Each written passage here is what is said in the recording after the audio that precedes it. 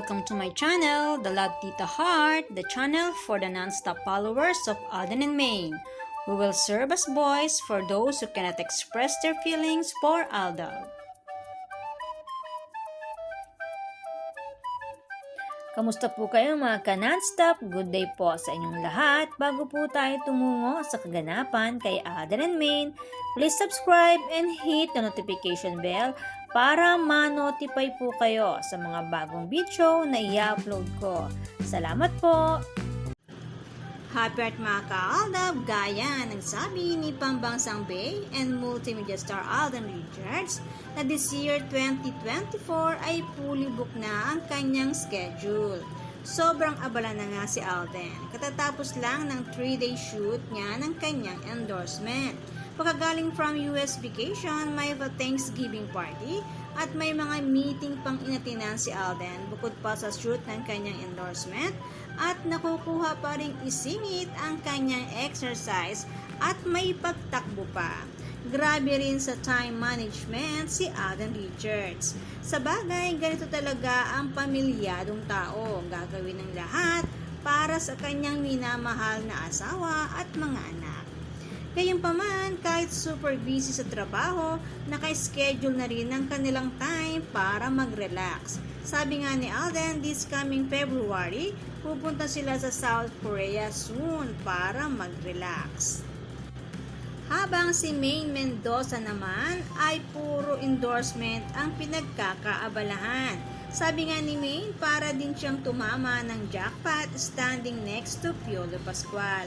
Sabi naman ni Piolo, it's something different and fun nang makasama niya si Maine sa isang frame. Masaya naman talaga at masarap panoorin ang tunay at totoong si Maine Mendoza. Dahil mahusay naman na aktres at komedyante ang nag-iisang phenomenal queen at diyosa ng kagandahan ni Comenday Pokerson. Kaya nga lamang ay hanggang endorsement lang muna si Nico May.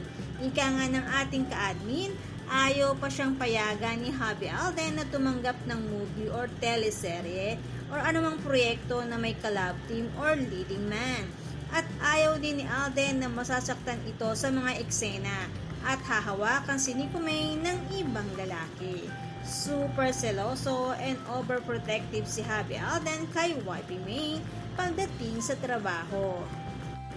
Sa bagay, inamin naman mismo ni Alden on national television na seloso talaga siya at alam na alam yon ni Nico May Pokerson. Samantala, dahil hindi kinagat at dinedma lang ni Alden Richards, si Catherine na animo ay part 2 ng Zarzuela, ngayon ay kay Jericho Rosales naman ito idinidikit. Showbiz nga naman, masyadong masalimuot. Kapag may gagawing project or balak gawa ng project, iginagawa na rin ng issue para mapag-usapan lang. Strategy ng showbiz para manatili sa limelight ng isang artista. Kaya naman paborito si Alden na dikitan ng mga starlets at ng mga artistang namemeligrong mawala ang kinang ng bituin. Buti na lang at takot si Alden na mawala sa kanya si Maine, kaya naman hindi nito sinubukang pasukin ang issue ng Katniel. Agad-agad niya itong tinanggihan para hindi siya madamay. Dahil kung tutusin, hindi na kailangan ni Alden na idikit kung kani-kanino.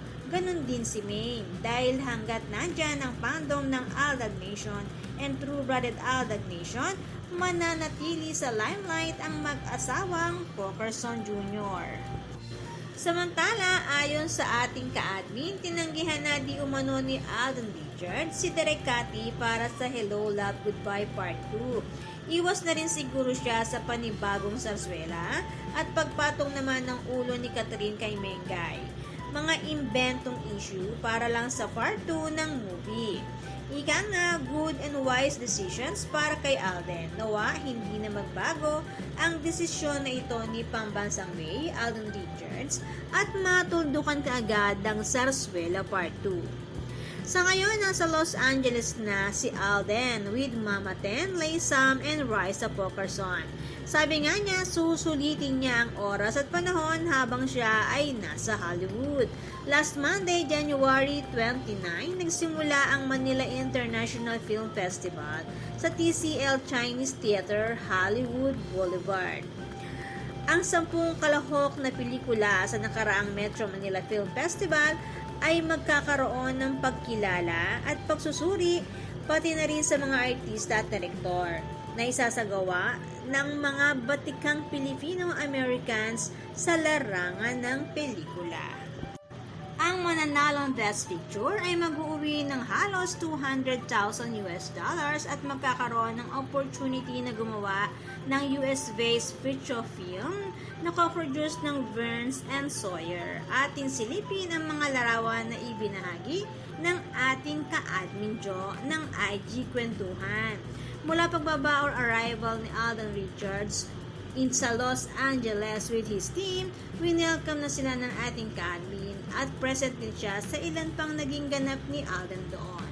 Credit po ang mga larawan na ito sa ating ka-admin Joe. At habang nasa US si Alden, mukhang uumpisahan na ang short film trilogy na The Cassandra Project. Sabi nga ni Alden, "I'm happy and excited to share all of you another advocacy project that I fully support and co-produce with the goal to empower women and encourage them to speak up and be heard." Hashtag Busybody, hashtag Myriad Entertainment Corporation, hashtag Cassandra Project. Another blessings for Richard Jr. International Short Film, co-produced pa ng Myriad Entertainment Corporation. Kaya naman, congratulations kay Richard Jr. Grabe talaga ang yaman na nag-iisang multimedia star at pambansang Bay, Alden Richards. Samantala, may pa-cryptic message si Alden, isang black ring, significance of a black ring that belief has been carried into modern times. And black wedding rings for men and women are worn to signify power, courage, and strength. Legend has it that wearing a black ring represents the power of love, making black wedding ring bands extremely popular.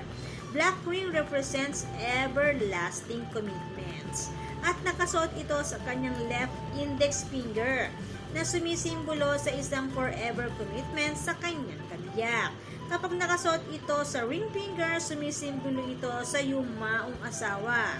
Kaya naman ang kay Alden ay nasa kanyang index finger, tanda ng isang matibay at matatag na relasyon sa kanyang asawa, Mrs. Nico Menday Bocarson. Kaya naman umikot na naman ang tumbong ng mga sarsuelista. Hindi na naman malaman kung paano ang gagawing pag-post para lang sila ay paniwalaan. Pero sorry, kahit ano pa ang kanilang gawin, deadma lang sa fandom ang mga gawain ng mga sarsuelista. Basta si Alden may pa-cryptic message para sa fandom na matagal na silang mag-asawa ni May. Isa na namang evidence ito bilang sila ay mag-asawa with matching maugat na kamay na tanda ng evidence na siya ang tunay na kasama ni May. Kaya naman, good vibes lang po tayo magka-nonstop. Salamat po sa lahat ng nag-comments at sa lahat po ng buong pusong nagmamahal at sumusuporta kay Alden and May.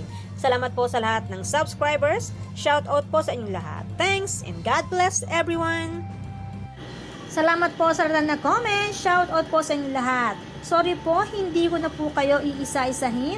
Sobrang dami po ninyo. Patunay lamang po ito na talagang lumalakas lalo at sumisigla ang buong fandom sa ganitong pagkakataon. Salamat po sa inyong lahat.